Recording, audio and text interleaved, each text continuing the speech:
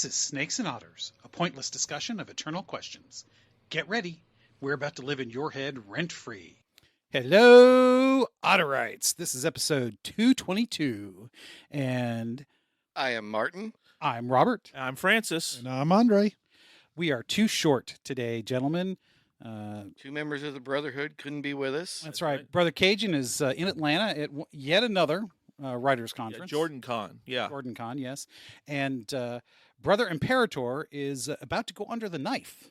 Yes, very unexpectedly, a little health thing has got him, and Yes, he was, in fact, as we record this, he just texted us saying the ambulance is on its way. He's going to be there getting him prepped and things like that. So we're offering our prayers and for him, for those of us, three of us who are clergy and one heathen sitting here. Yes, the heathen is outnumbered once again. That's right. But I'm sending good, Yes, that's- good vibes, that- Moriarty. that's, yeah, because we're Always with the positive waves. That's right. That's right. Because we are always the Imperator, as you all know, is very, very dear to all of us. Absolutely. And We've come close to losing him far too many times. That's correct, and we will not this time as well.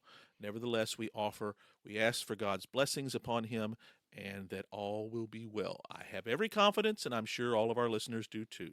Brother Andre over here is making the sign of the cross. I'll make one, and Brother Robert's done the same. There's three clergies. What could be better, right? 4. Well, that's true. This is all we got, guys. So this This is all we got, This is yeah. what we're going to stick with here. We are maxed out with clergy here, and I don't think we're allowed to bring any more clergy into the group. No, There'll be a we're revolt. definitely not. Yeah, 6 is. But Although we can certainly have guest clergy. absolutely no problem with that whatsoever. One of these days, There is the possibility of converting heathens to clergy. That's true. It happened with me. this is true. That's correct. Yes. Yeah.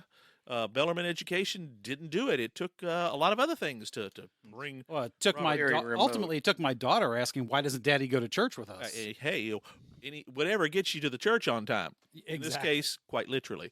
So, Quite literally. all right. So today, we are going to do an episode on Star Wars. We've done all kinds of other pop culture and movie stuff.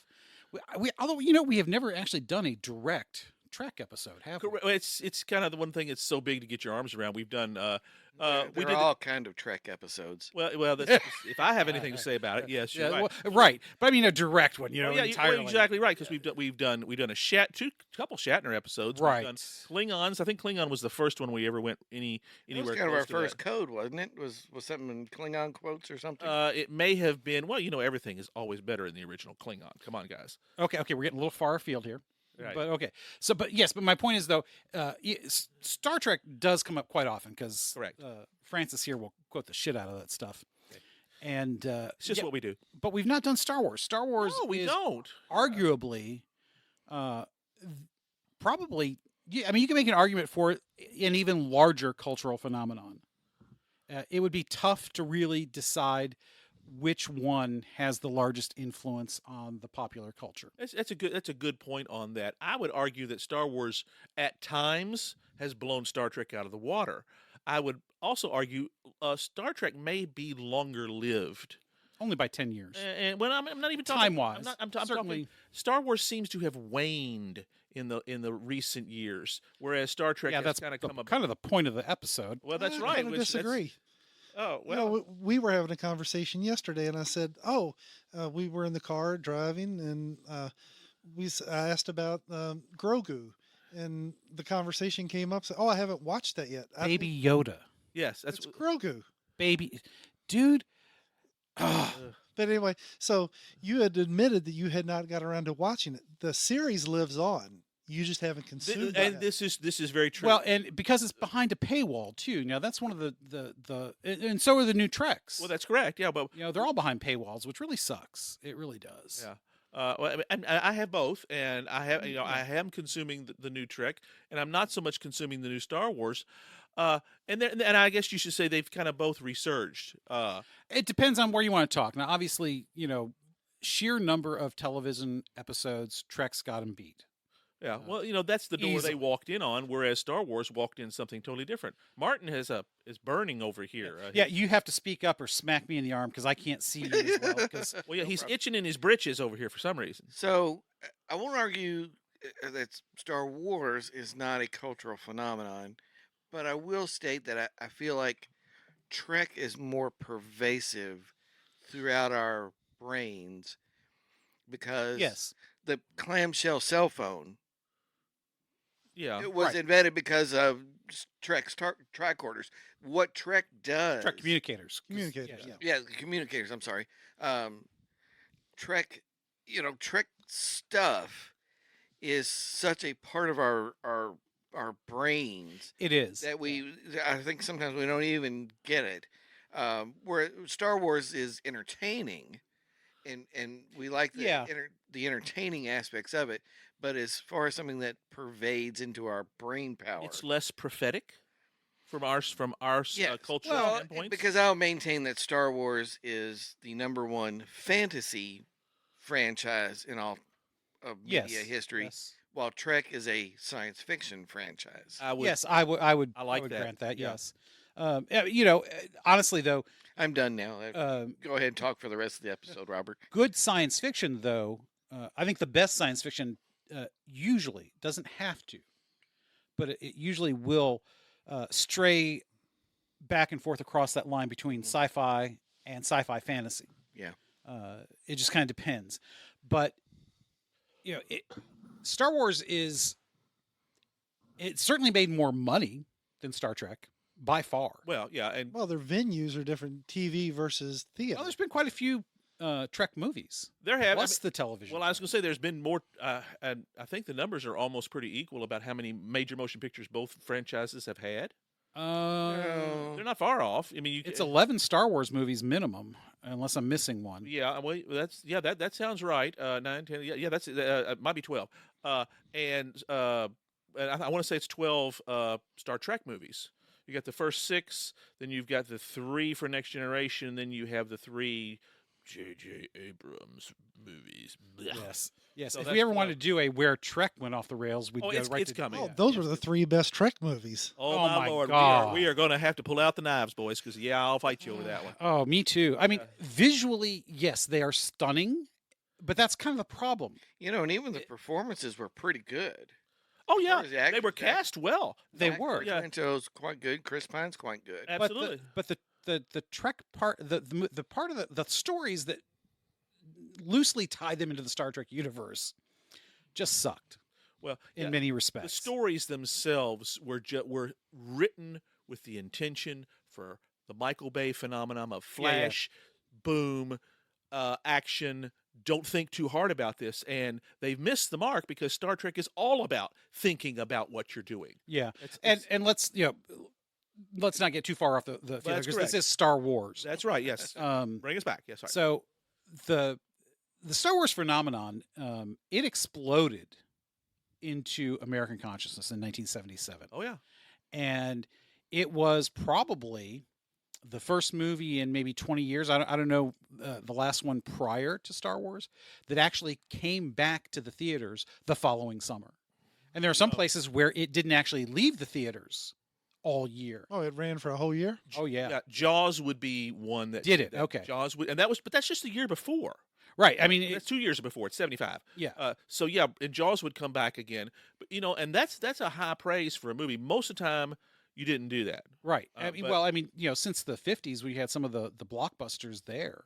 Yeah. Chuck Heston movies. Right. Yeah. Well, the biblical epics and stuff Right. like that. Ten Commandments. I mean, Ten Commandments, that actually came to theaters several years, didn't it? Uh-huh. Didn't they, like a repeating thing? I believe so. I mean, that's before any of us were around. I mean, Right. 10 Commandments was 55, Right. and it's still right in the heart of the love affair with those epics. I mean, you had so many yet to come. About 10 years later, though, ironically, with another biblical flick, the greatest story ever told, is when it all fizzles out. Right. You're done with that. Andre? Off the top of my head, would you consider Star Wars sort of the beginning of modern cinema? Oh, yes. and the We death have of- talked about that. Okay. To a great degree, yes. I would say it's the one that proved it was a thing, because you might want to go to Jaws first for that, but You but make an argument. I mean, the difference being Jaws is still a very tight story. oh yeah, absolutely. It's still it's a personal story in many ways. Yeah. 3 against Oh, nature. I see what you're saying. Okay, It's still a you're very talking about a scope question. scope, yeah. Oh, okay. Because again, remember we've talked about this before too. The 70s are the time of new Reality, cinema. yes. The French Connection, That's right. Mean Streets, Very grounded in the now. yeah, Scorsese's coming of his own. Everything's about The Godfather, Coppola, yeah, all that sort of it's stuff. very much a street uh, crime world of reality, Deer Hunter, it's a character thing all too. of this stuff about Vietnam. I mean, Yeah. that's all there.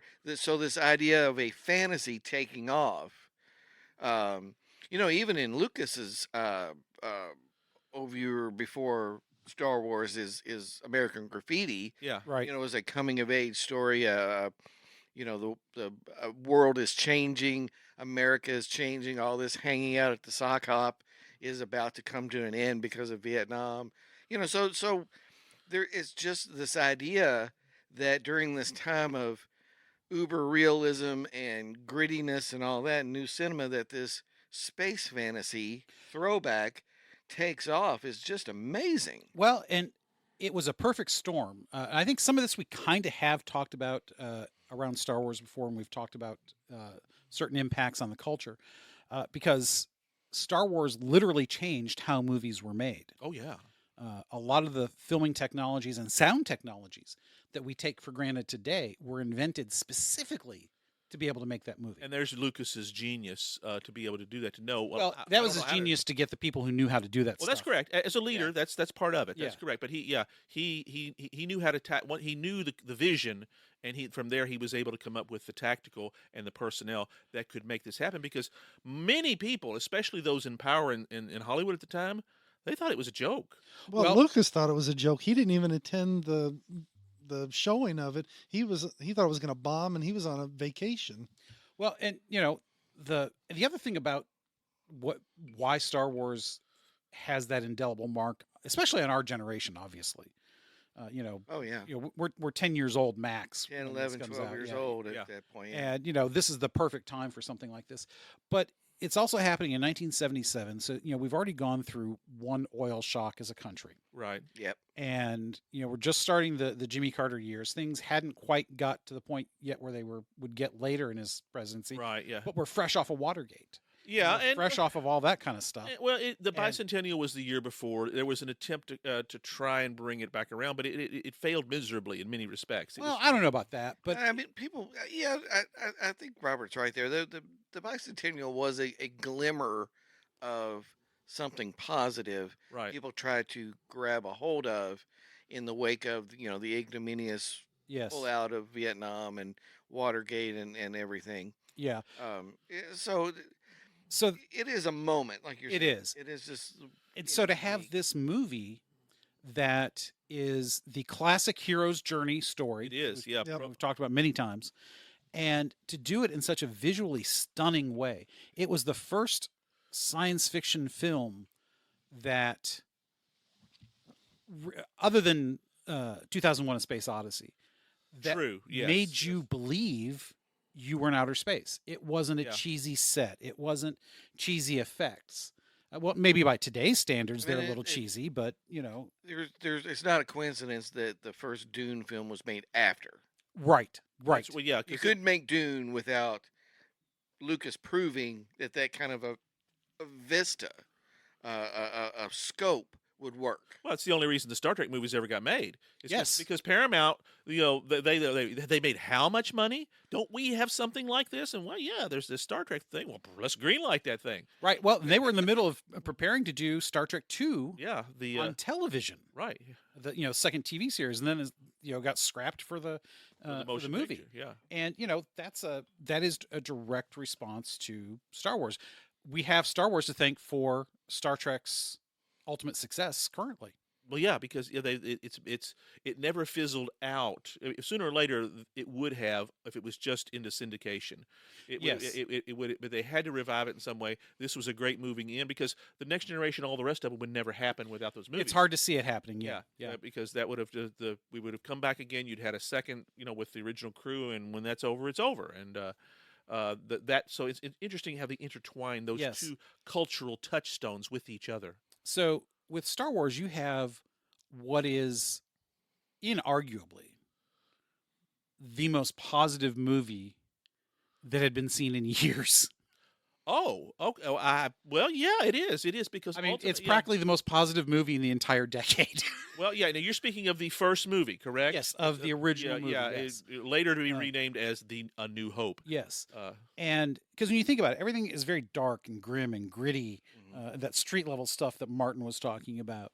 And there's very little of a positive yeah.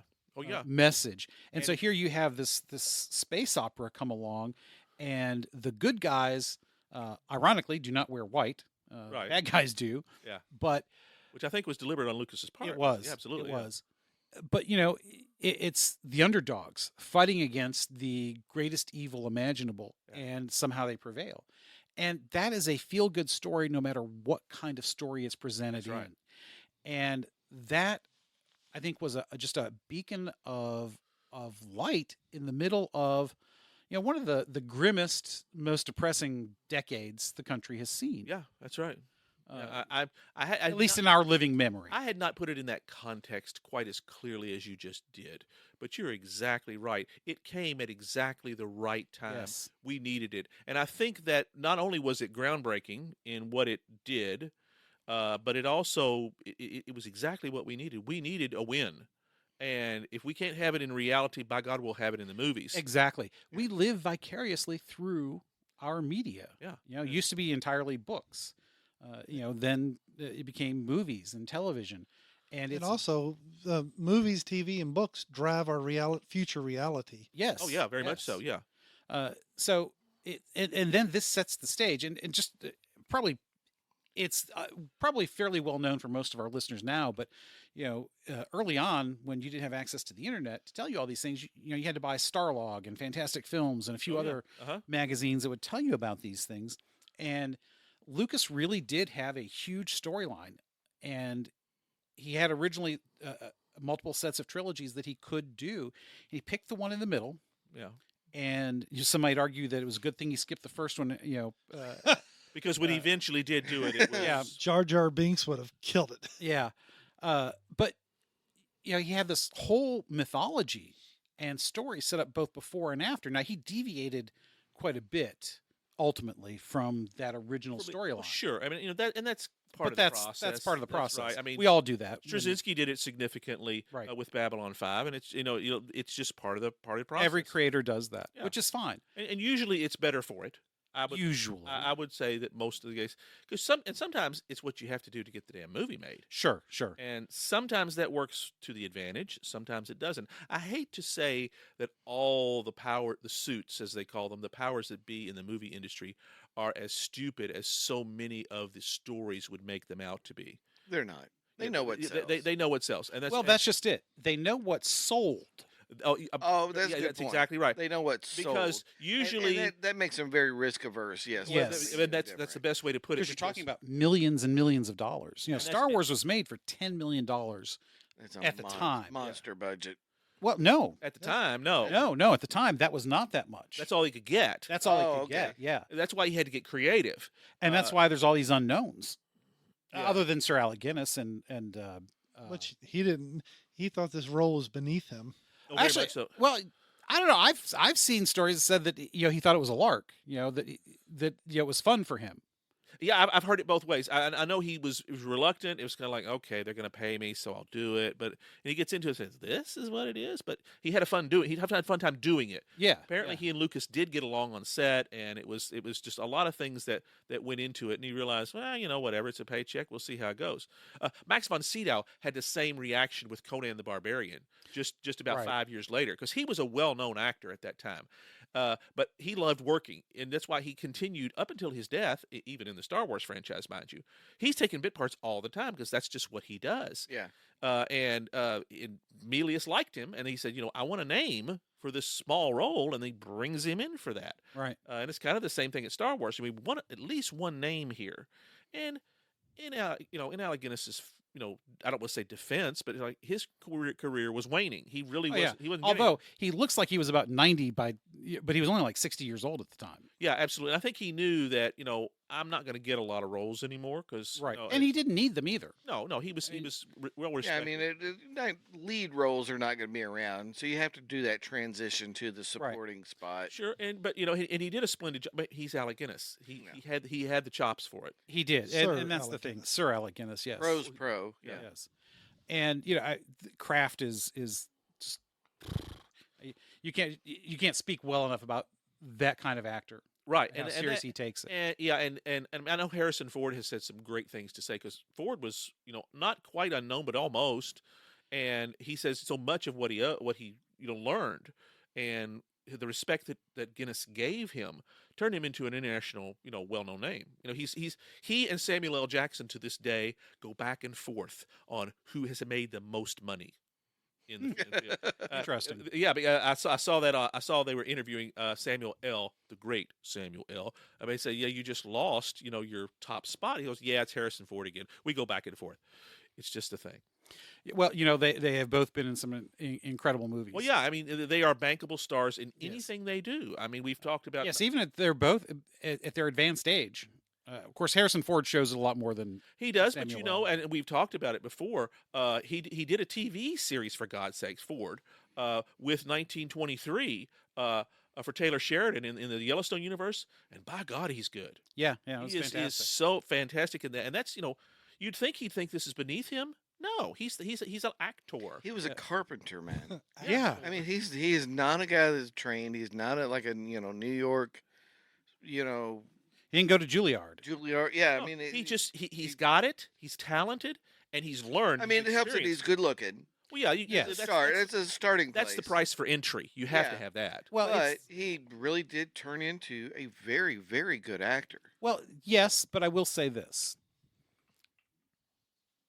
the roles that Harrison Ford have been cast in are not widely diverse. He plays to his strengths. He plays to his strengths. I'm not sure I would agree with that at some point. For example, I mean, because you're right, because Star Wars is what made him a bankable star. Yes, and then absolutely. you follow that up with Raiders of the Lost Ark, and all of a sudden, holy crap, he is a big star. He's it. Yeah. I mean, if you could get Ford, you get Ford. That's right. Because he really did do an awesome job. And I'll give you some with movies Raiders that were very different, such as Regarding Henry. Yeah. I'm not saying he didn't do different kinds of movies. Okay, I missed it then. What is it? So yeah, you missed it entirely. Whoosh. So the type of roles that he takes on are not. There's a lane, and there's bumpers going down that bowling alley. Okay. And he stays within those He stays bumpers. in his So in lane. other words, he is not a Daniel Day-Lewis who plays wildly different characters at times. He plays Well, to be fair, most actors don't play Yeah, wildly different. Well, yeah. like Ford's never really played like the psychotic villain. Right. He plays the the leading man. vulnerable hero, Yeah, Yes. the leading man. fugitive, witness. Witness He's is always a very he's good one. kind of this. He's the hero. He's really great, but he has a weakness or a vulnerability. Or he has some. He has some.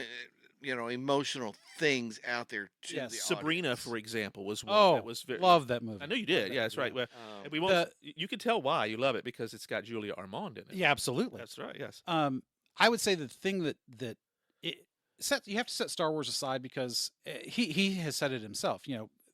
Han Solo is just not a deep character, right? Well, that's true. And which that is probably the most shallow character that he has played. which might be explaining why the solo movie did not do well well, in the extreme, from what I understand. I think it's just really hard to cast anybody else as those two characters.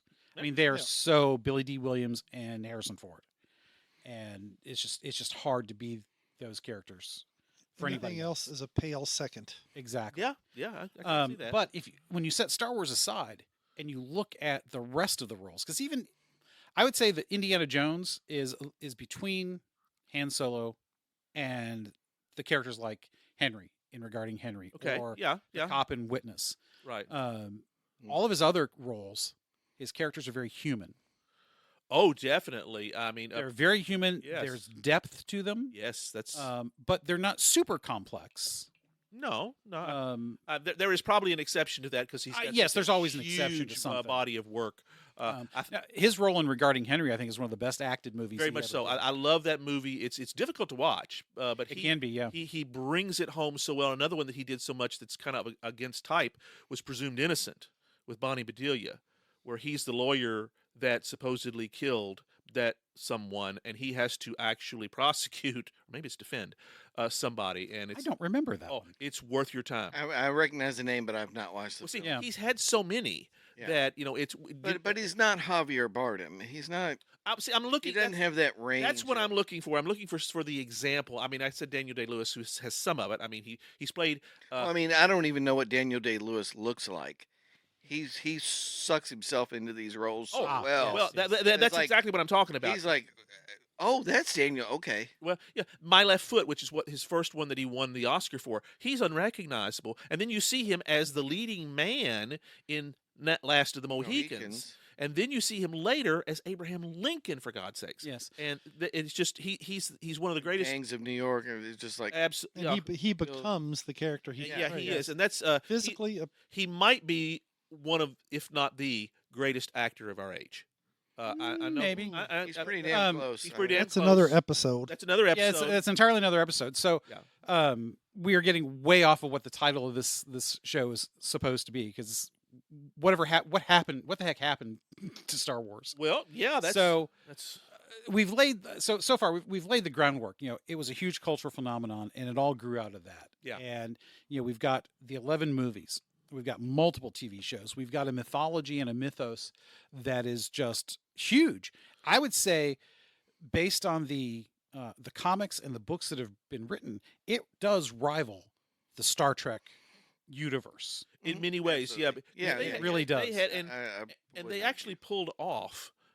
When you say, I'm glad you mentioned the books, because those books were all considered to be canon. Yes, they were, until Disney bought them. Yeah, until the dark times. Yes, and we'll get to that, I'm sure. Yes, soon enough. These are not the books you're looking for. That's right. Yeah. Well, those are not the movies you're looking for. That's right, because those. I mean, I have not read them. I know Cajun has, and I'm pretty sure I've read a good number, but not all of them. I think he's read them all, and they are so amazingly tight in that universe, and I think that's what, just kind of set the stage, that's what we loved about those first three movies, that first initial trilogy. Yeah.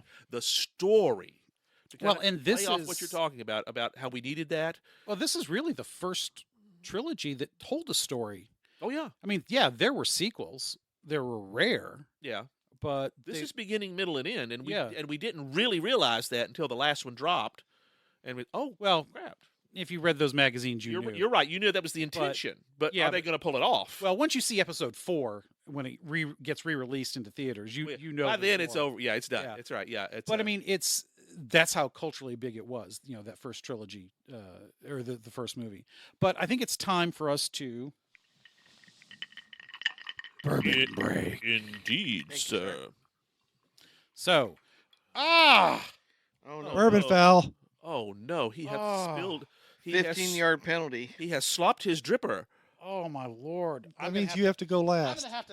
I'm gonna have to take off my pants and suck on my pant leg here. No. As long as it's you, because I ain't sucking on your pant leg. I think we can speak for all of us to say no, we're not doing that. Oh my goodness, that has never happened. We have never spilled our bourbon in 200 plus episodes. Wow, how did that happen? Actually, and I've not had more than this. It's not my 10th bourbon. Well, no one has ever had more than this. Yes, this is what you've had. It's very well put, sir. Very well put, sir.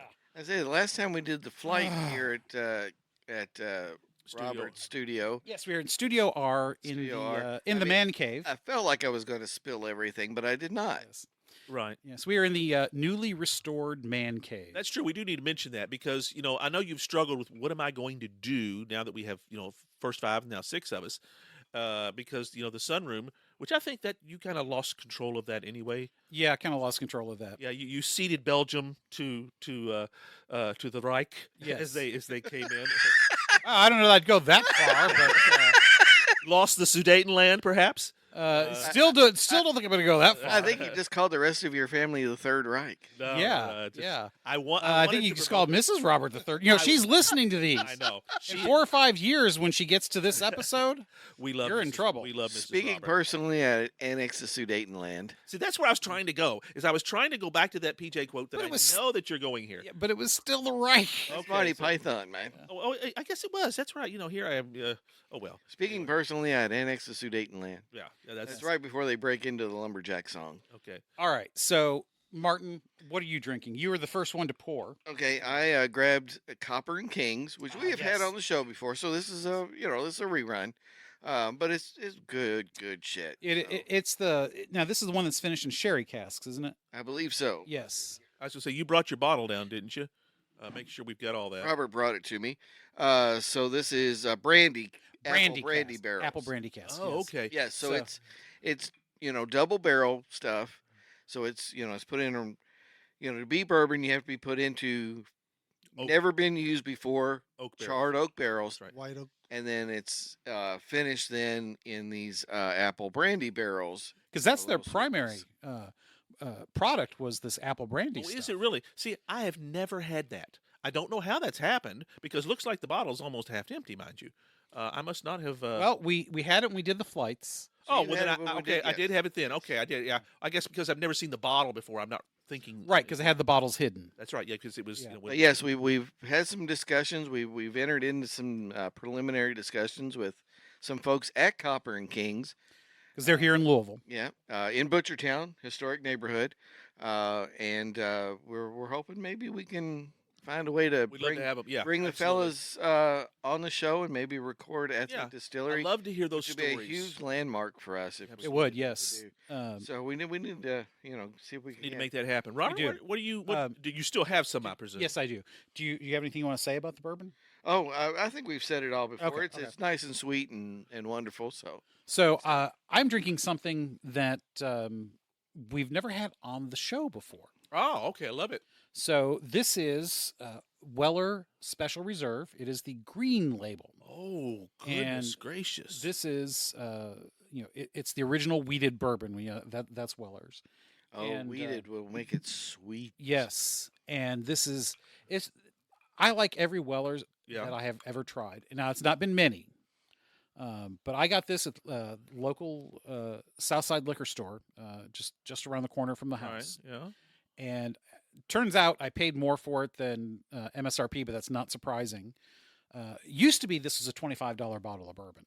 I mean, Really? it's got a screw top. Really? Yeah, I sure didn't know that. but I got it for 50. I was gonna say because Weller is like one of the names. Yes. It's the Pappy and Weller is the hard It's- to get stuff. Yeah, well, Yeah. Weller's supposedly it's the same mash bill as Pappy's. Right. And So- I have a bottle of the black one at my house, which we've had, and I've enjoyed it. And I think didn't we at one point drink another? I wish Cajun was here because Well, he's we got had all- the- we had the many red. moons ago, the red, It's the red that we had. Antique 107. Okay. Yes. I had that years ago, and it's outstanding if it's still the same essential stuff. All right. Yeah, we had that at his place. That's because he has all four. At least he has four. Actually, I think there's no. I think he's got all the colors. Like, and I'm pretty there's- sure. there's Five like or 5 or six, 6. yeah. because there's one of them we're not supposed to crack. I think it's the white one. Yes, the white one.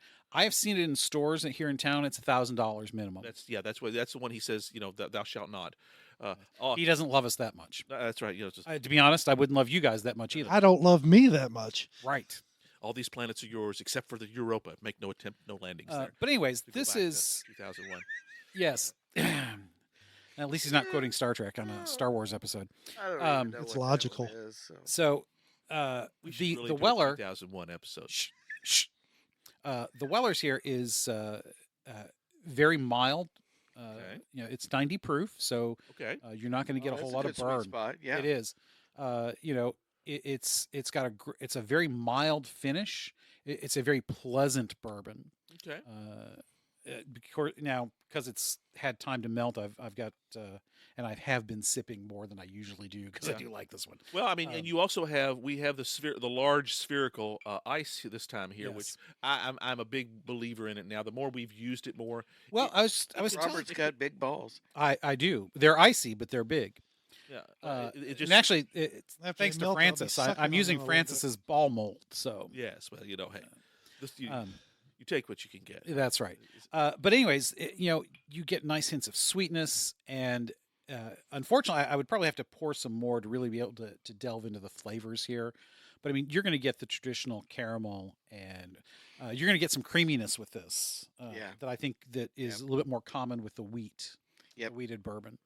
And again, it's just, if it weren't a $50 bottle, I would call this one of my comfort bourbons. Although I've had it enough to where I'm kind of getting down there. I mean, I'm not halfway through the bottle, but maybe a third. I'd very much like to try it for another episode. Sure. No, Absolutely. you should. But it's great stuff. Highly recommend it if you can find it. Yeah. I mean, I've only seen it a couple of times, and yeah, I mean, good luck. Yeah, if you can find it. I mean, so Francis, what do you have, brother? I went down the rabbit hole again. Excellent. Yeah, because that should be our official, because we do that so many times, daggone it. But I think we've had it before. I'm pretty sure we had it at the flight. We had it at the flight, and I'm pretty sure we had some at Bourbon Fest. Did we not stop? Oh, yes. Oh, yes. I did. But that day, it's still a bit. It's kind of like the flight. It all blends together. It all blends together, though. So this was kind of like my stop, take a moment, and try to go through this here. And the one that I'm happily drinking, Robert's stash here, of course, it's the Cave Hill Rabbit Hole version. They have, and Martin, you were talking about they have at least 3. I think it's 4. And it may be 4. At least 4. Yeah. And Rabbit Hole is also very local. I believe is, it's yeah. at It is. facilities in Nulu. The neighborhood is called, if you're not familiar with that, listener. Right, yeah, this is the black label, and I think the others have different colors, if I recall correctly. Yeah. Derringer is red, and I believe there's at least 2 more. So. Right, yeah. Yeah, and they have a rye as well. Right. Yeah. I'm so pleased with this. I really am. I took some neat at at the very beginning when I first poured it at Robert's suggestion to kind of get a baseline on that. It was far sweeter than I expected. Yep. And to use your word, I wish I'd thought about it at the time, of creamy. I think that is an awesome way to describe at least what I'm tasting here on that. I think when you get that vanilla and caramel together, it blends to a creaminess. What I associate with creaminess. And that is exactly what I'm picking up here. It's mild. It's nice. Almost like those vanilla cream candies. I was thinking, yes. the caramel. Yeah, and I was those little thinking that vanilla very centers. same word. That very same word. How's the finish? It stays in the mouth. I didn't get a hug. I didn't get it up the nose or any of that sort of stuff. It's 95 proof, so it's mild, but not it's not as low as it could be. It's not Right. It's not the. I wonder sometimes about the lower proof bourbons that you can start sucking them back because they're so low proof, and I don't want that. It's like, I think that encourages. I think they tend to be less complex. I think you're right, and I think I can't say for sure, but that's just my sense of things. the more we do this, that's kind of one of the things I'm looking for is all that, because I still love that that regular Wild Turkey at 84 proof. Oh, and the Basil Hayden at 80. Exactly, those are awesome bourbons. And regular Old Forester is 86. I mean, there's nothing wrong with any of that. Not at all. No, not at matter of fact. Just about any Old Forester or Wild Turkey is worth having. Absolutely, yeah. Those are 2 of our favorite brands for sure. Yeah, among many others. Andre, what are you drinking? Andre, I am drinking Cooper's Craft Barrel Reserve. I think from discussion before we started recording, this has been on the show before, but that predates Actually, me. no. It has not been on the show before. Nope. Okay. Well, I was walking around Liquor Barn aimlessly looking at the bourbon section, and this kind soul comes up to me that works there, and I was like, I'm looking to experience new bourbon, and he sort of asked what profiles that I've had and I enjoyed. Nice. And he suggested this one, and so I picked this bottle up. I believe this was in the $45 range. Yeah, that's about $45 to $50 depending on somewhere where in you that. see it. And I cracked the bottle just before taping started, and like I like to do, I got a baseline of it before it bloomed, since I had ice in there. And this is at 100 proof, right? This is 100 proof, and it just about took the enamel off my teeth. It was Really? It was very strong. Had a strong bite. A peppery licorice is how I would describe it. Oh, okay. And I was chagrined. I'm like, wow, I just wasted $50. After it bloomed with a little bit of water, it has a much more complex flavor. I wonder if what you did is something that we used to do by mistake. Inhaled the ethanol. Well, yeah. So when Cajun and I went down to the Fraser Museum when they did this Yellowstone event last year, Stephen Fonte, who is just an awesome guy to listen to, he's great. He's a bourbon ambassador for that distillery. And he was saying that the first thing you need to do is blow on your glass to blow away the ethanol vapors. I did not do that. And I've started doing that now whenever I take a whiff, to get the nose, because otherwise the ethanol burns your nose basically, and it's hard to smell anything after. And it's true with the taste buds too, I think, because I agree it's going to hit you on the mouth quite a bit, but I thought it was pleasant though. But again, I think you blow that ethanol off, I think that makes a difference. Well, it's not intended to be sweet, though. Unlike some of the ones we've been trying here, that's what you're tasting. That is what its claim to fame is: the peppery, the Peppery licorice thing. And as it bloomed, the label mentions that they're charred barrels, and I don't. You get that oaky or that. It's an oaky charred flavor. Yes. And what came to mind, this is probably the first time in bourbon reviews that this word is ever used. I have an okra taste. You're exactly right. That is the first time that's ever been used. At least by us. Interesting. Okra. So it's wow. a little kind of vegetable, sort of earthy vegetable. Exactly. Martin cuts right through it as usual, just right to the red hot Interesting. center. And I would definitely buy this again. Yeah. But I wouldn't open it, pour it, and throw it back. It's not one for neat. And then let it bloom like let it settle a bit. Yeah. Yes. How's the aftertaste? How's the finish? The finish is very good. Corn, and it's on the front of the mouth. Doesn't go into the chest at all. Lays on the tongue for a period of time. And very pleasant. Yeah, a rabbit hole is very similar to that. Yeah, Okay. it stays where you put it, so to speak. Licorice was interesting when you mentioned licorice, because I know Cajun really dislikes Yes. licorice. I wish he was here to notes, test this and give us Yeah. an opinion on that. Yeah. Well, we'll have to make sure that one makes it into his repertoire soon, just to kind of get his opinion on that. Well, when I like it enough to have it again, So Well, I mean, yeah. there's as we've often said, there's only one that is "Thou shalt not." Oh, speaking of which, I was at Trader Joe's with the wife Yes. yesterday, Uh-huh. and it was funny because they had a crap ton of their Trader Joe's branded bourbon. I wonder why.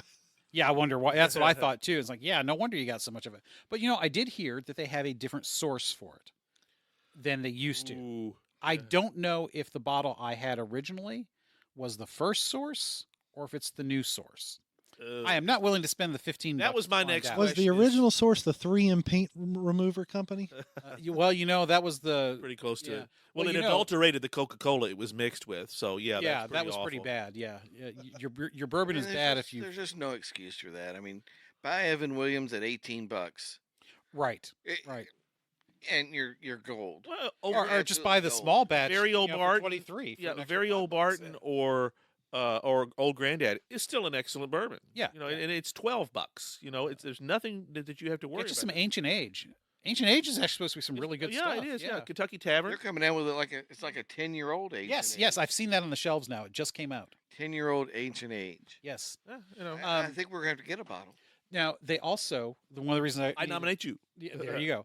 I'll start looking. Yeah. Yeah, because you have to catch up. Because I'm up to 27 bottles now. I'm in the tail, so maybe I'll have to buy it. Well, maybe so. I think mine was last count was Last 30, count you were 31. was 31. I think I've bought one since then, so I think it's 32. Since now. Cajuns? That's when we recorded I'm pretty sure. Okay. I don't remember if when I counted before I had the Bookers. that. Yes, I think you had the Bookers. Okay, then. so then 31 is probably the right one because I Yeah. think that's the last one that I bought. Yeah, I'm pretty sure that you bought the Bookers. Yeah, because I was on a mission to find that one. I have seen that all over the place this year. Into something, and because I went for the longest time, I was looking. I looked for 4 or 5 places. No, you're not going to have it. Yeah, but I have And I seen had it to all co- over. And well, when you told me I had to come to your neighborhood, Yes. out on this side of town to buy it, and they had what you said, and it was good, and it was really nice. I'm glad I haven't cracked it yet. I will, but I've had it before. Right. I mean, it's great stuff. Booker's is great. I'm still looking for the Old Forester 1924. Yeah. But yeah, good luck. that's The only place I've ever seen it on the shelf was at Chex Cafe. Yeah, they had 6 bottles when we were down there for lunch, and wouldn't it have been nice? Because I know you guys mentioned, why don't you just buy one? I said, well, that's probably illegal because I don't think they have a package license. Yeah. Precisely my point. That's correct. You just Well, with need to- COVID laws, you can get liquor to go. You should have just bought like 20 shots and asked for a to go bottle. That's Yeah. brilliant. Yeah, Love it. Well, yeah, I mean, that 1924 is a super unicorn. I mean, it just isn't anywhere. well, and the one good thing I do know is if you want to try it, that's where we can go Yeah. because Yes. Chex is a great little restaurant in Germantown that's been here for probably longer than we've been alive. Oh yeah. I'm Oh, sure. definitely. I foresee many meals there in my future. Well, yeah, because your good your good buddy lives right across the street there. So Exactly. it's still one of those great little hole in the walls. Always busy, is. always packed. Oh, yeah, I mean, Chex needs no advertising, but Locally, for sure, anyway. yeah. We have international listeners, so we want to give them. That's some right. So, content. international listeners, if you visit Louisville, Kentucky, there are a couple of places we recommend you go Yep. that are genuine, local, Cuisine. actual places that are not. I've had somebody ask me about Wagner's before. Oh yeah, It's absolutely. like, is this a tourist place? Or I said, no, it's Oh, for No, real. it's I local. can't guarantee Authentic you'll as you- see a jockey or Bob Baffert, but it's real. It's Yeah, and you legit. won't see Bob Baffert this year. well, that's So yes, if you go to Oh. Wagner's, it's legit. It really is. and a the little food is tiny excellent joint. because we've gone down Yeah. there before, and I hadn't been, but maybe twice. But the last time I went was when we went, Yeah. and That was a great day. it's home cooking. I mean, It is. It's Yeah. just great stuff. Well, and- that's pretty much what Chex is. yeah, very much. Oh, yeah. Well, but it's got that German flavor to it in many respects. I mean, it's got a huge menu of stuff. I mean, They do, yes. which is kind of amazing. You can get your fried catfish. You can get your fish and chips. They're chili. They make it every day. And it's Das ist I sehr mean, gut, jawohl. Yeah, and Chex is very prominent. It's right in the middle of several parishes with German history Yeah. to it. well, it's Yep. in So- quote unquote German town. That's So I mean, Schnitzelberg. Schnitzelberg, that's they right. sell fish in the spring. yeah, yeah, Right. I absolutely. mean, by Well, the armload. Yeah. In this city, you kind of have to. Yeah, You yeah, know. yeah. So yeah, it's a fantastic place. We'll have to keep thinking on those. Yeah, so great- international listeners, if you visit Wagner's and Chex, Yeah, That's right. And our Amish listeners, because we are the #1 podcast with the Amish. prove we aren't. Prove we aren't. Next time you drive the horse and buggy up to Louisville, Wagner's and Wagner's, And it's right across It's from right Churchill there. Down, so you can just stable the horse. exactly. Oh, very good. That's exactly So- right. Yeah, Yeah, it's perfect. yeah. But anyways, so back to Star Wars. So I want to talk about the why and Why how did it go off the rails? Exactly the phrase I was going to use. Well, why and how I did it think go off that the we rails? Can I need to start? start the definition of did it go off the rails? Because I don't think it did. I Oh my do. God, who I let do. this guy in? You did. There was a vote. Well, that's true, and you did vote for him. That's right. Man. Oh, well, all right, we'll give you the opportunity. Let's make the case. I'll arbitrate because I'm not as much. Martin. When it became a vehicle for selling toys and not telling a story is when it went off. That was the Okay. first That movie. was the first movie. Well, no, no. it's a two-part. The third movie. Yeah. The third movie is the one where it's about selling toys to me. Oh well, see, I think Because it's like, 3-foot tall teddy bears are taking on the Empire. Okay. Oh, you're it's losing the me. Ewoks that got well, you. you know why they did the Ewoks? To sell toys.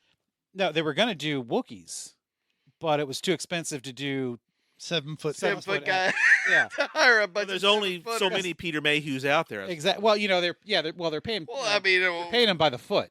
Oh, Yeah, we. You're lot- going to all you hell had for to that do one. was get a bunch of NBA guys and say, "Here, we're going to make you." There's infer." a lot more other reasons I'm going to go to hell besides that. Yeah. But you're right though that because that's when it started to get a little It's a silly. commercial. Yeah, it's another big piece of its landmark appeal. Is it was kind of the first thing that had a really successful toy tie-in. And that did start with the first movie. That Yeah. was one of the That's things right, that yeah. they actually thought of ahead of time because that was unheard of. You get your lunch boxes here and there, but not the onslaught. And Western toys, of course, are important and a big deal, but directly tied to an exact film. Well, It there was really yeah, new. that was it was. I think it was the first time it had ever been done on this scale. Oh, absolutely. But, Yes. but Yeah. don't forget that this is in the advent at the waning of the Mego time frame, where you have the superhero toys and the Planet of the Apes figures and other franchised Yeah. items that are made in Japan. It's a fascinating story, actually. Mego, tons. But and let's tons not tell it. No, we're not telling it. No, I just want to make sure because I know. I'm drinking Rabbit Hole. Don't give me a reason. But no, you're right. But I'm saying people realize people will buy this stuff, and you can make it dirt cheap. Yeah, Yes. yeah. But I mean, the Planet marketing of Apes, toys doesn't invalidate the story that's told. Well, but what he's saying though is it's a two-part thing. Yep. It's the marketing as well as the drop in storytelling quality. Now, I don't think that the third movie's storytelling quality drops. Yes, the Ewoks are just goofy. Yeah, I mean, to me, again, that for the second film, Lucas let go a little bit because Kirshner comes in and the second film is admittedly probably the darkest. But it's also Yes. considered to be the best by It many is, people. Yes. yeah, because no Lucas question. didn't direct.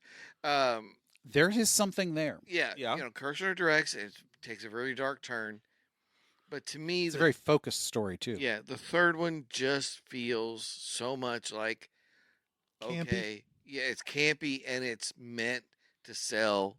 In other words, now the tail is wagging the dog. Yes, what you're saying. Yes, Well, yes, it's it- an advertisement to sell toys rather than Well, because by this the time toys helping sell well, the movie. and one of the reasons for that is because the toys after the first movie especially sold a gazillions and Oh, yeah. gazillions, and people were like, my God, we're not just making money, we're making bucket loads of money on Well, cheap stuff. I don't think I would disagree that by the time you get to the third movie, they're doing it strictly to sell toys. I don't.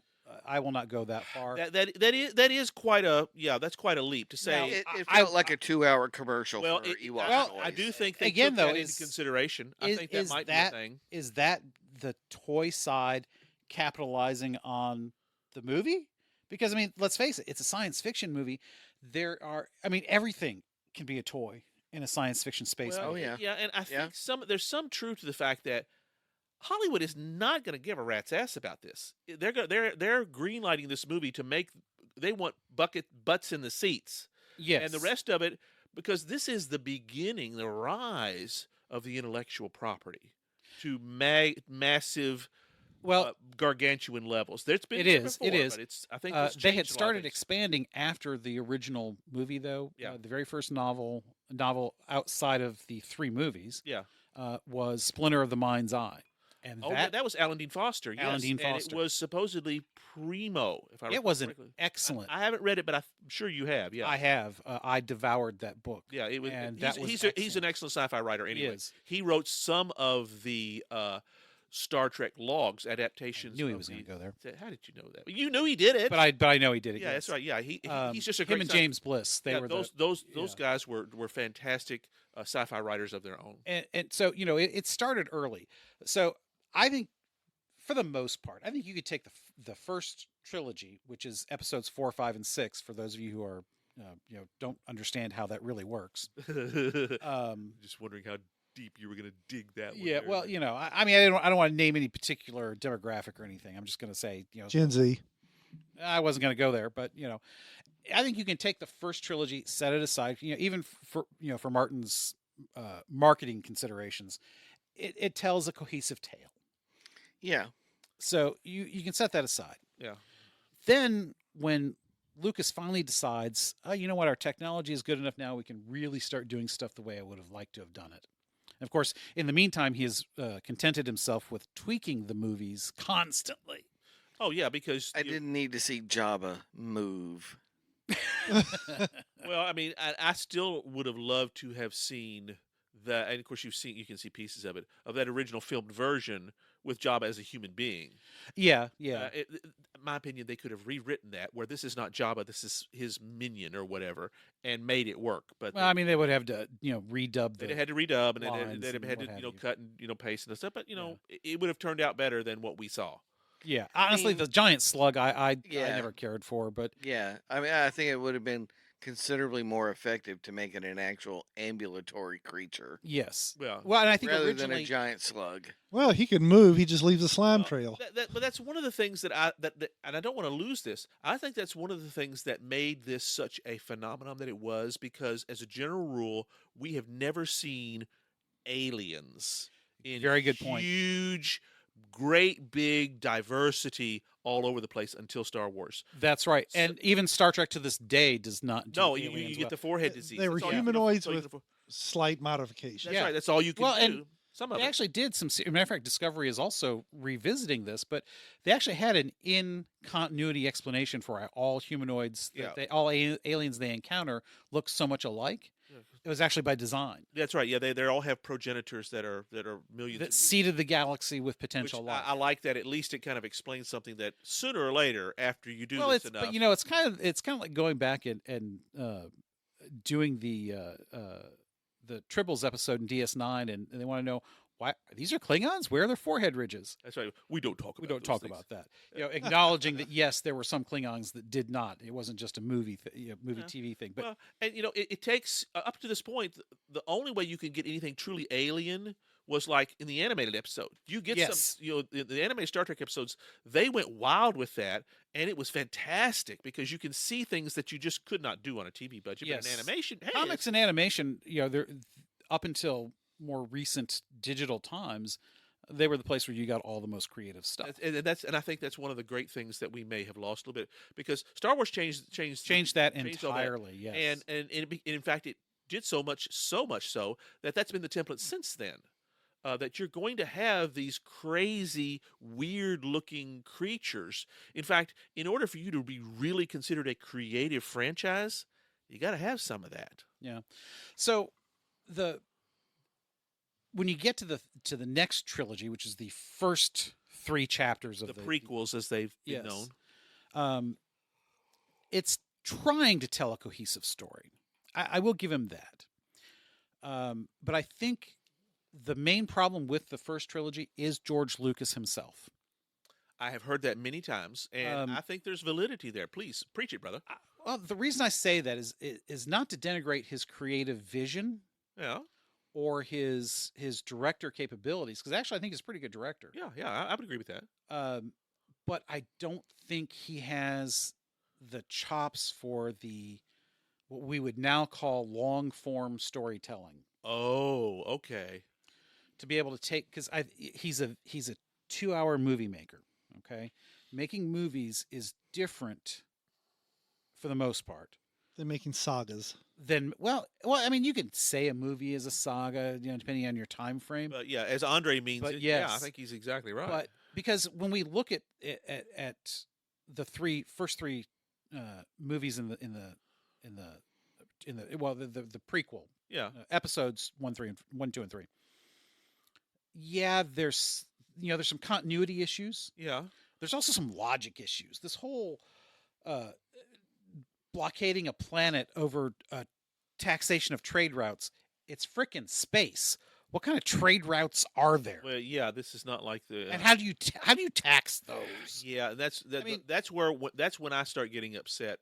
And that's one of the reasons I detest those J.J. Abrams Star Trek movies, is because the story is just flat out no, it doesn't make any sense. There's no way the motivations and the connective tissue of why it's ignored practically. Right. And that's one of the things I hated.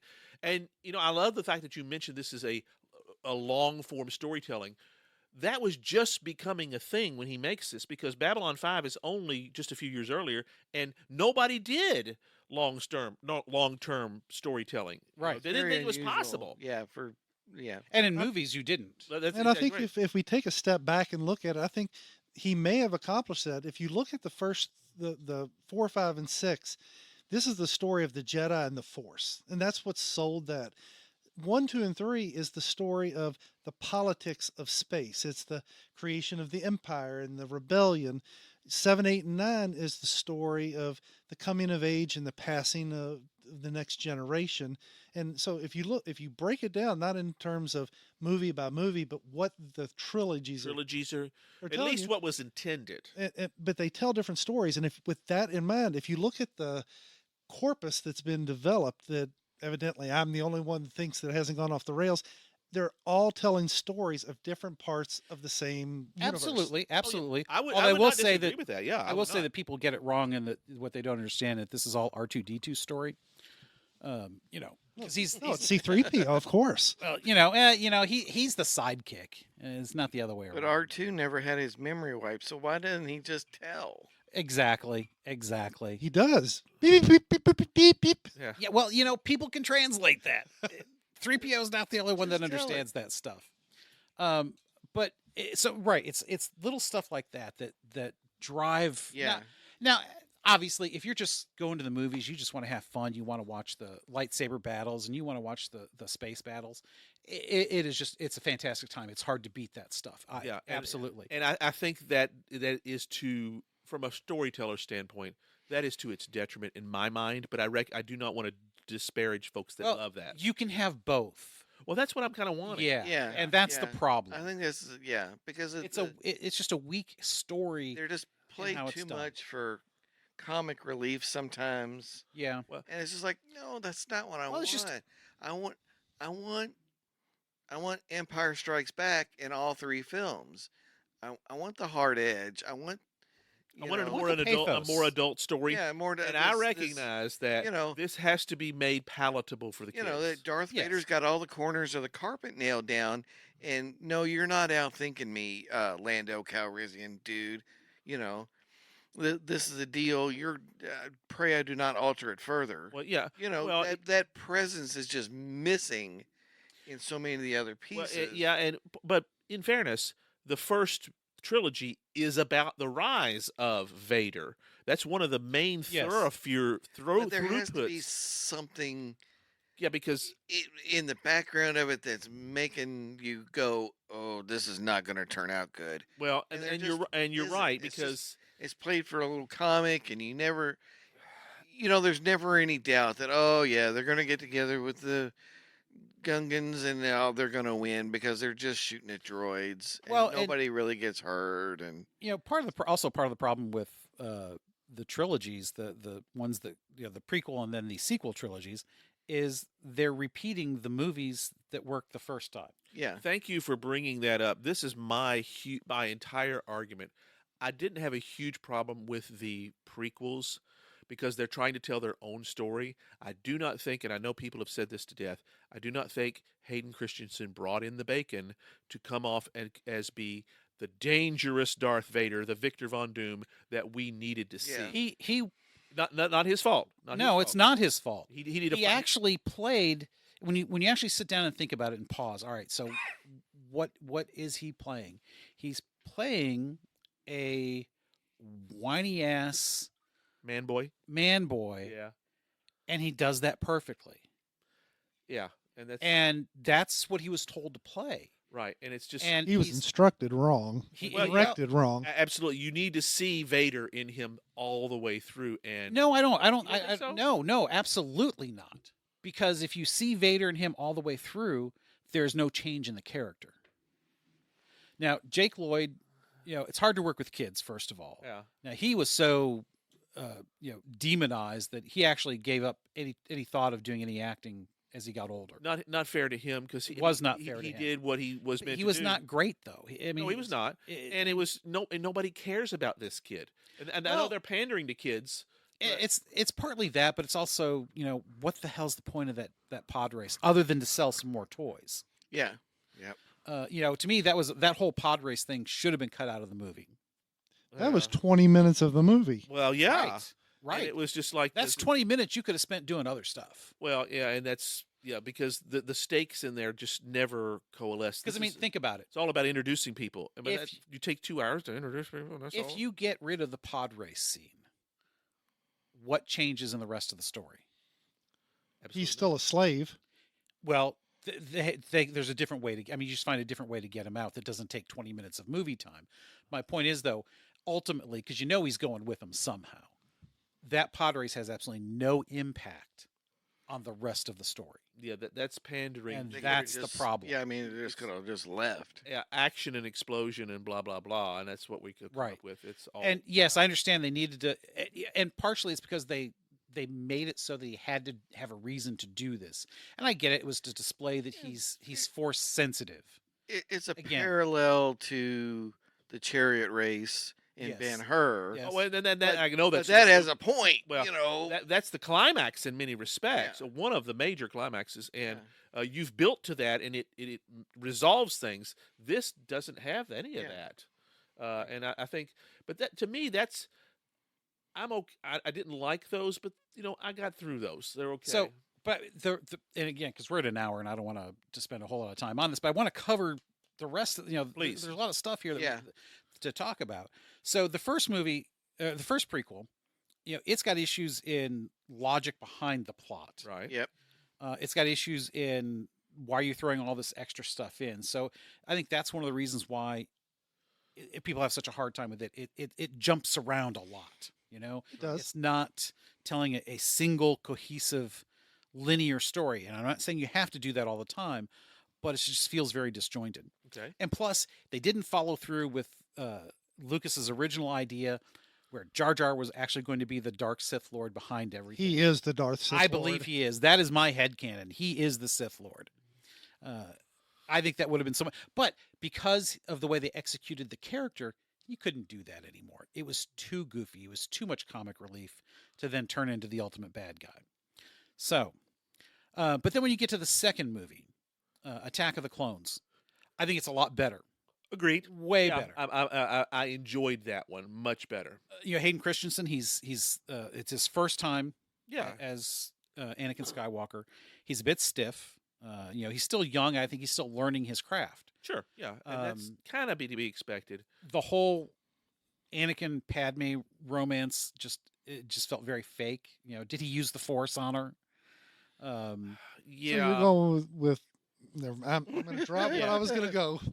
But I mean, when you take that part of it out, because of its bad execution, I think the rest of it actually works really good as a fun Star Wars movie. Well, you have Sir Christopher Lee as the villain. Yes. And I'm sorry, there's your stock goes up. He's pretty killer. Yeah, Yeah. he's pretty Yeah. killer. Yes, right. Count Dooku is like the amazing guy.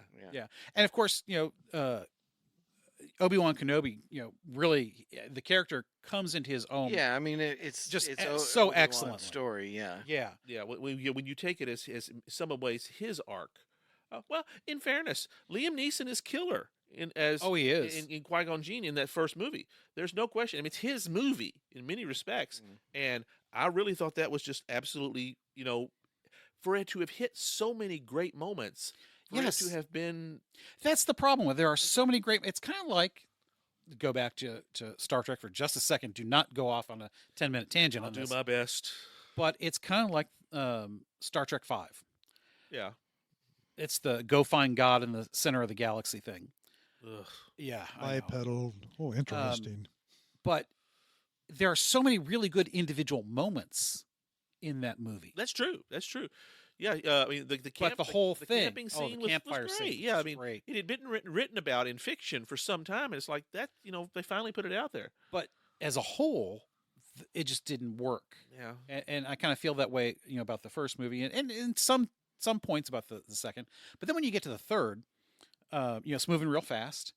And my biggest problem there is, again, I just have a hard time buying Hayden Christensen as the guy who becomes the man in the suit. that's exactly it. That's That, but up until that point, if you can say, all right, forget that he's going to become Darth Vader.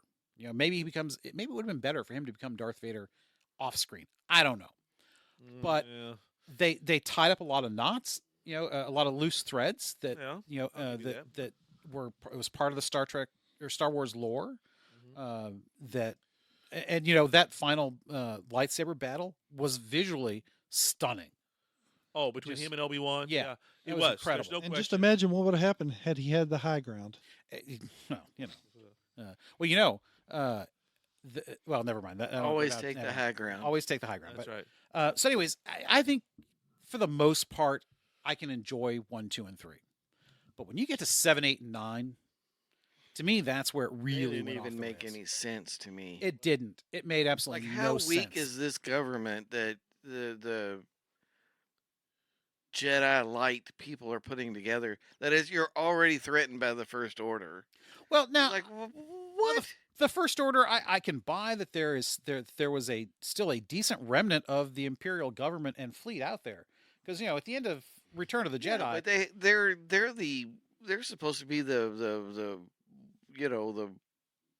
what do you call it, the insurgent force. It's like, come on. well, You've put in place a new government to replace the Empire. You've got to be thinking, okay, we better make it good and strong because there's still this possibility of a Sith light insurgency but it's like, well, crap. The First Order is already so powerful they could blow up planets. Well, see, Six at a time. Yeah, to me, it was they got it backwards. They basically the fall of the Empire was the beginning of a fall, but the First Order is simply what's left. And Yeah, that's to They me. should have been the small guys. Yeah, They're they're still fighting for. Yeah, They may have got freedom, but they still have no stable government. What really pissed Well, me I off. don't have a problem with them having a stable government. Yeah. Because again, if you defeat, you defeat the but Emperor. if Leia Vader disappears. in charge, right? Hmm? Isn't Leia kind of in charge? Isn't she? Well, like, in the original legend, the legends, what they call now, the original canon supplementary material, yeah, she was part of the government, and things went way differently. But yes, there was still that we got to fight and defeat the rest of the Empire. So I don't have a problem with the First Order part so much as how weak the new Republic yes, is. exactly. That's Well, what I mean. that's right. They're Yeah. so weak. It's like the First and Order already runs everything. Well, in the First Order, in the New Republic, it's like they don't even have their own fleet or anything. So what'd you Yeah, do? it's Did you ridiculous. mothball everything after you had that last big battle? You know where they really made their mistake is they didn't realize that resistance was futile. Absolutely. Oh, I'm not going to touch that. They weren't Um, crossing Robert's over. going to smack me if I go there. Yes. So I'm not going to do that because he's within reach of me. So Yes. I don't want to do that. But anyways, so there's just so much of that doesn't make sense. And then they blow up 6 weapons at once that literally everybody in the freaking galaxy sees. Okay, that just hurts my head from a logic standpoint, in a science standpoint. Yeah, Okay, yeah. Once you throw that out of the way, you Wasn't- lost me. I wasn't happy with. Okay, so Luke's dad helps murder the entire Jedi Order, slaughters dozens or hundreds of kids, We all make mistakes. and he's redeemable. His nephew has a bad dream about his nephew, and he's got to die. And that destroys the new Jedi Order that he's trying to create. I mean, think about the logic of that. Luke has a bad dream about his nephew.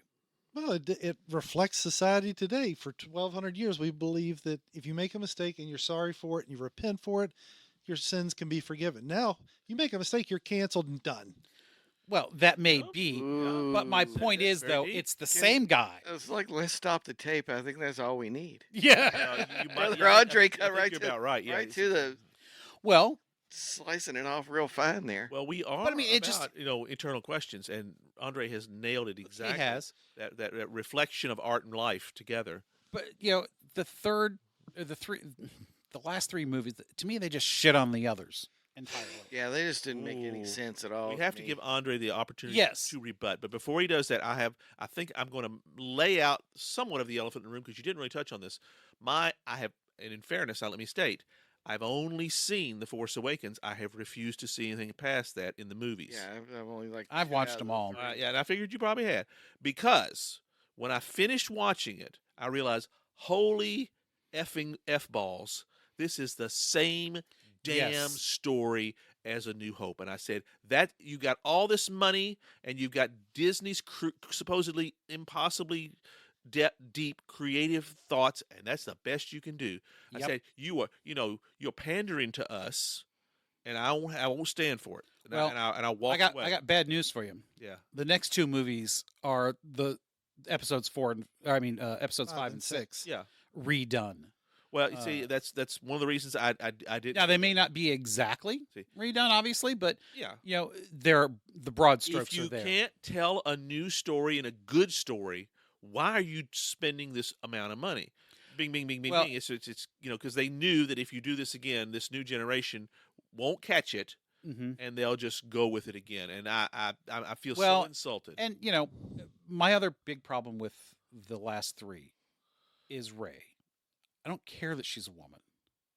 I care that she's a Mary Sue. Mary Sue, absolutely right. And usually that stuff never makes it onto a final film because even the most green writer knows thou shalt not Mary Sue somebody. There's a reason it's a freaking trope.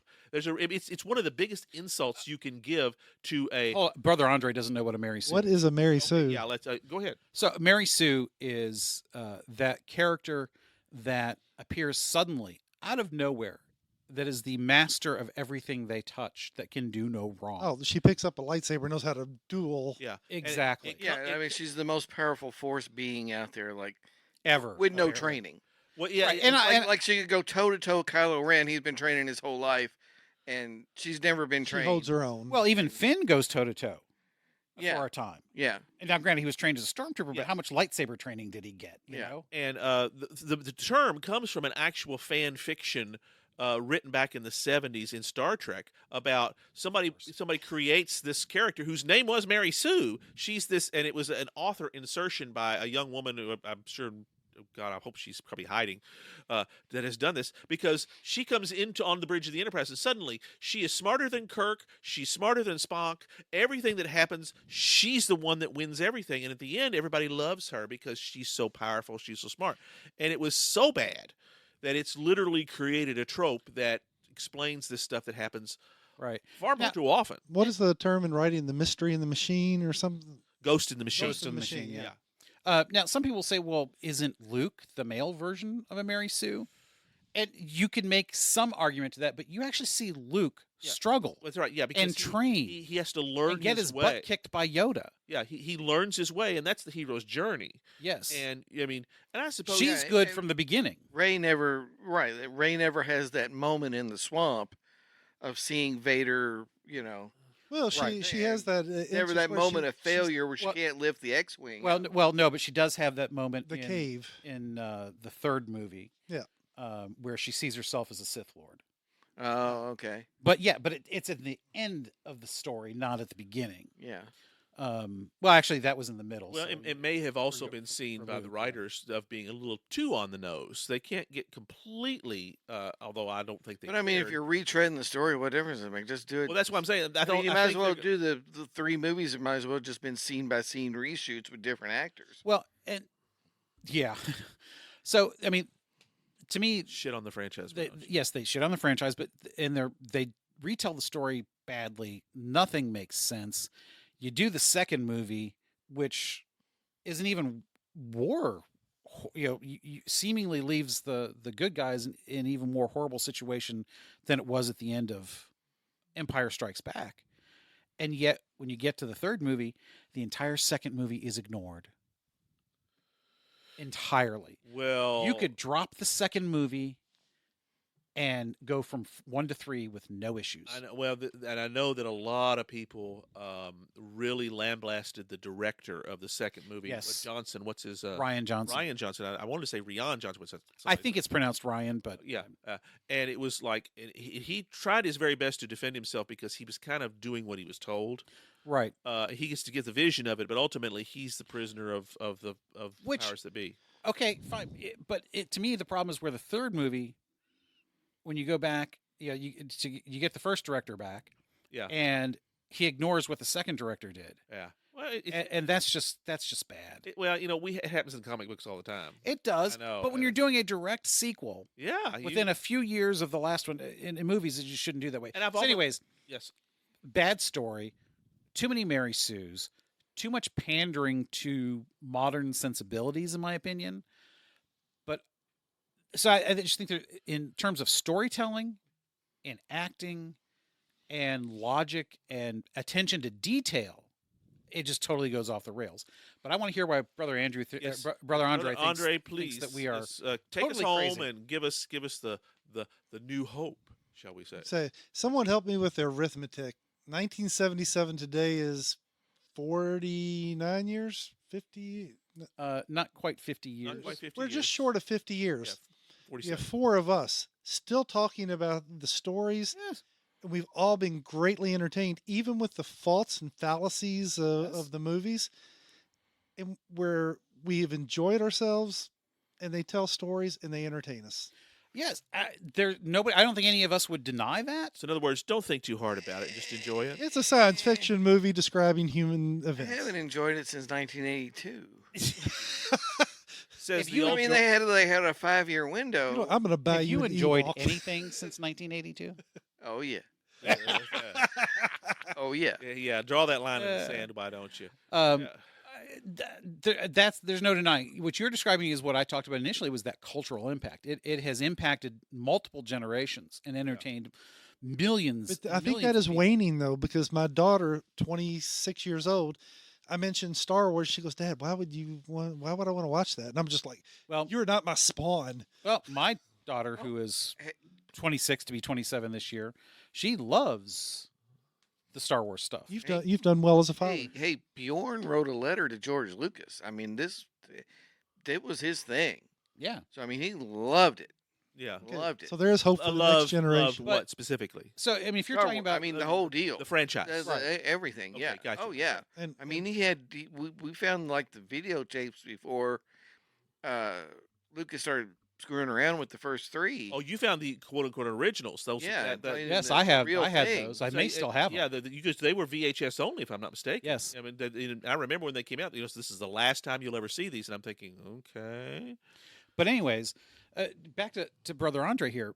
You're saying is your argument that they didn't go off the rails because we're still talking about it? they're still entertaining us. We're still Oh, enjoying they're them. still well, entertaining. You know, are they perfect? Absolutely not. But Well, but you know, we're working in a completely made up. absolutely, and we are. Yeah. But for those of us that are nerds that really get into the story and the continuity, Yeah. and especially the two of us, yeah. we do. Yeah. But a lot of people who are huge fans, they do and they care about this stuff.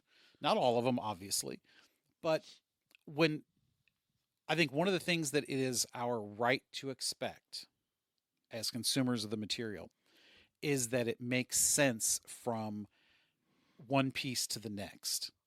That it doesn't Yeah. crap all over. I mean, that's why when people come in and revamp comics and retcon things, and people get so pissed off, and they have a right to be pissed off because you come in and you're no longer telling a Star Wars story.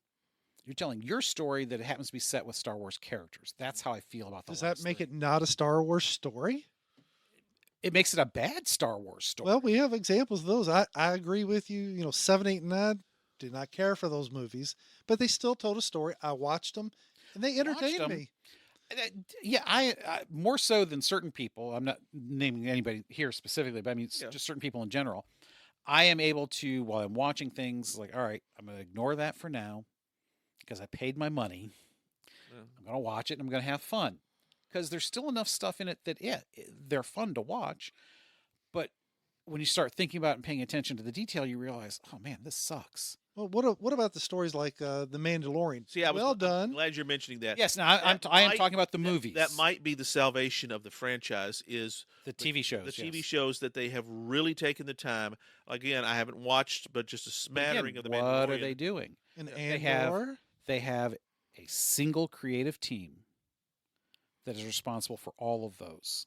It's a handful of people that are and the continuity is there. and they are taking very much care to Cohesive. tell So a you cohesive long form story you have a across all of the TV you shows. have a franchise runner as opposed to simply a showrunner. Yes. And that's kind of what you. It's like Kevin Feige with. Yes, exactly. Marvel. The strength of the MCU is Feige. I mean, it really is. And it's the same. And done. It's Disney. They his recognize vision, that we can do this. So I'm to kind of end this out. I really do have great hope for the franchise, and I'm hopeful that we can put the dark days of that last trilogy behind us, and let the new versions come out of the Mandalorian, the Bad Batch, and you have to give me the rest of the franchise. It the should be series. fertile ground if you're willing to let go of some pieces. Yeah. Then it can be very fertile ground because the whole Force mythology, the Jedi mythology, It's the bounty hunters. so much to mine. There's a lot that could The be world that there. was built is still a solid world. You have to let go of the nostalgia of the characters that you created. And sometimes let go It's of the not whole sustainable. thing being this universe spanning deal. Focus on something small. Well, and they have been with Yeah. the TV shows. Now, Yeah. they're doing a movie set in the time of the High Republic, which is a few thousand years prior to Star Wars. They're also doing a new sequel to Episode 9, and Daisy Ridley is reprising her role as Rey. Which is interesting because she buried the damn lightsaber in the sand, and took the wrong name because she's not a Skywalker. And, you know, they're going to continue that. So are they going to continue it and she's still going to be a Mary Sue? I don't know. I would hope that they have learned their lesson. I would hope but so. if they're going to do It's that out with the there. same actress and the same name, you know, the same story, if they say, well, we're going to repudiate everything that has been gone before, then I would be just as upset because again, Yeah. you're Well, they shitting can all over find stuff. the lightsaber. All they gotta do is bring Harry Potter and go Akio lightsaber. Well, I'm pretty sure she knows where she buried it. That's not the problem. Well, I mean, you just go in the TARDIS and find it. Right. Right. Is there any other sci-fi franchise that we can mention in this episode? Because I think you just nailed it. Those with you too, you've nailed those other big franchises that didn't get mentioned, but they have been now. By God, That's just, you know, it's kind of that thing to make fun of the, you know, nerdy stuff. You just start. I don't know. Throwing in I don't know. Did we pieces get the of all of 'em. Cylons in Battlestar Galactica? we Yeah. did absolutely. Well, we just did. That's Right. right. Yeah. You know, because You our know, Cylon overlord, The Cylons flew the TARDIS over Tatooine and found the Enterprise buried in the found sand. the you know Yeah. the Enterprise and the wand. You know, Harry's wand are all in the Buck same. Rogers in the 21st century, Fifth. 25th century. That's right. That's right. So, anyways, so at least three of us think it went off the rails, but Andre's still entertained. I'm You're still gonna watch. entertained. Maximus That's right. has asked me, and I Well- said no. well, I will say that I will still watch. How can you say it went off the rails? It doesn't mean I'm happy about it. I'm not watching. I mean, you Why know, are you consuming something you disagree with? well, I'm a completist. Well, that's true. He is. Because I haven't been, and but I have. I was willing to give the TV stuff a shot, and I will. But the movie, I will probably never see those last two of that. You're not third. missing much. Well, see, and that's what we've kind of. That's Well, where we you know- kind of landed. Yeah. There are certain things in the third movie, in episode 9, that actually, again, you take out all of this makes absolutely no frickin' sense out of it. It's entertaining, but then very quickly you get to why? Yeah. But I mean, you know, it's hard to ignore some of it, like, you know, riding space horses on the outside of Star Destroyers inside a planetary atmosphere. That's about as ludicrous as I can think. I mean, that's more ludicrous than the Ewoks, in my opinion. But- Space horses? yeah, don't you remember when they're riding the animals on the outside of the? Oh yeah. yeah, yeah, Yeah, I tried to forget that. yeah. See, Ugh. yeah. Anyways, Right. we're really at almost an hour and a half here, so we, Oh yeah, it's we time need to, to. time Let's to do wrap it. this up. Francis, what's next, baby? We're going code of honor, guys. You know, that's we always love to do that.